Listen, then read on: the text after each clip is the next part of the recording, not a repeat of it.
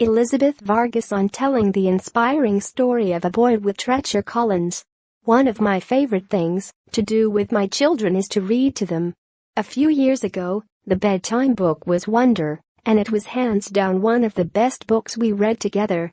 So, a few years later, when my mother forwarded me an email from a member of her book club, I took notice.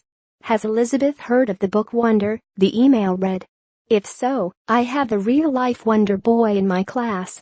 I jumped for the phone. We made contact with the Newman family, living in Reno, Nevada, and spent the next 2.5 years following Russ and Magda and their sons Nathaniel and Jacob. Nathaniel, now 13, had been born with a severe case of Treacher Collins syndrome. It's a genetic condition that radically affects the bones in Nathaniel's face.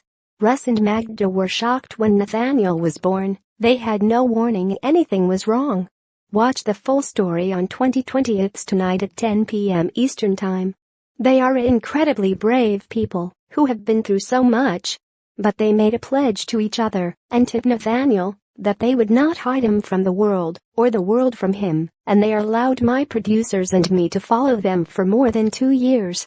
We were along with him on his first day of middle school, where students had all gotten a letter from Nathaniel explaining his condition, along with a picture, so they could prepare themselves. We were along when the family met a man with this rare condition, who was able to explain what Nathaniel will probably face in his teenage years.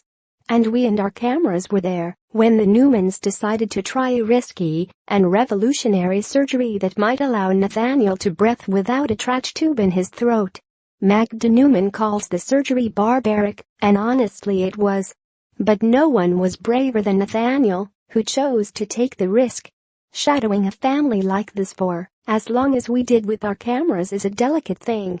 We assigned one of our best producer shooters for this, Jeff Schneider.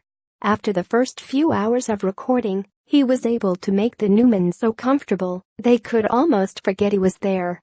We captured some truly intimate moments with this family, the worry about how other kids would treat their son, the anguish as they carried him into the operating room for yet another surgery. My producers, Sean Dooley and Jen Joseph, and I all became very close to the Newmans. They are remarkably candid about their most difficult moments, about their worries and their fears. I interviewed them almost half a dozen times over the 2 years. Getting to know Nathaniel was wonderful. He is a sensitive boy, but so very strong. He was 4 years old when he first realized he looked different.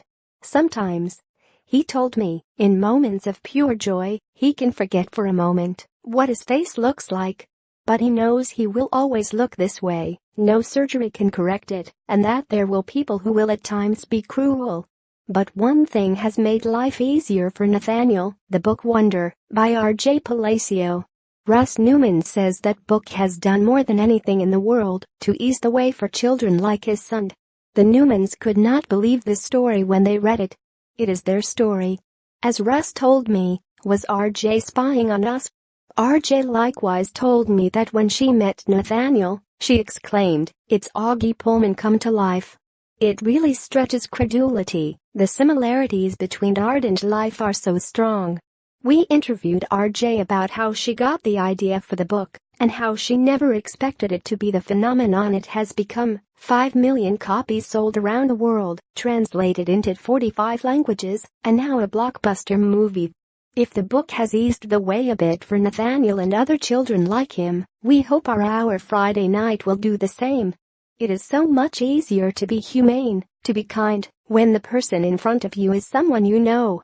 We are excited to introduce our viewers to Nathaniel and the Newman family.